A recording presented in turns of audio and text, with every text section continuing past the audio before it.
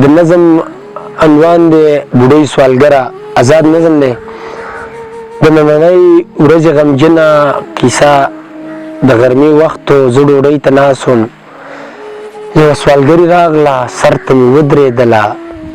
ما ته یې ښه وکتل او بیا یې غلې غوندې رانه غوښتنه وکړه. ډېره بېوسه یمه، اډو درک مې نشته. څلور زامن مې وو، خو خدای رانه څنګ واخیستل چې دې ته ورسېده. د دواړو سترګو نه یې په مخ د سپینو اوښکو سم سیلابونه راغلل. ایسته خاموشه شوله.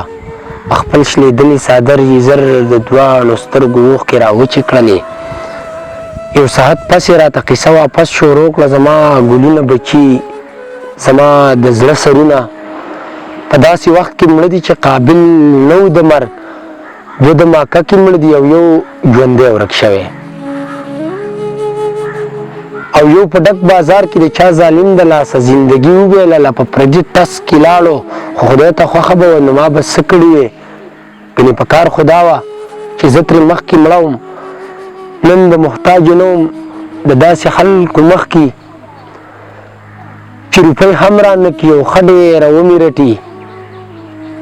دوی دا خبره کوله زما د څنګ نه ورته یو بې ضمیره انسان ښه په غوسه کې وي او زه دا د مکر جړا دي چېرته بل ځای وکړه.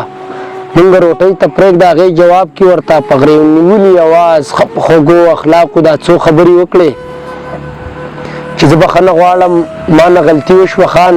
او دا یې وي ورته چې خدای دې خپله داسې چاته محتاج یې کړ چې د ژوند په خوند پوهه شي. ایسته روانه شوه ترې. یوه خبره کوم ډېرې بښنې سره، که چا بېوسو له څوک څه ورکولی نه شي، رټلي نه دي په کار، رټلي نه دي په کار.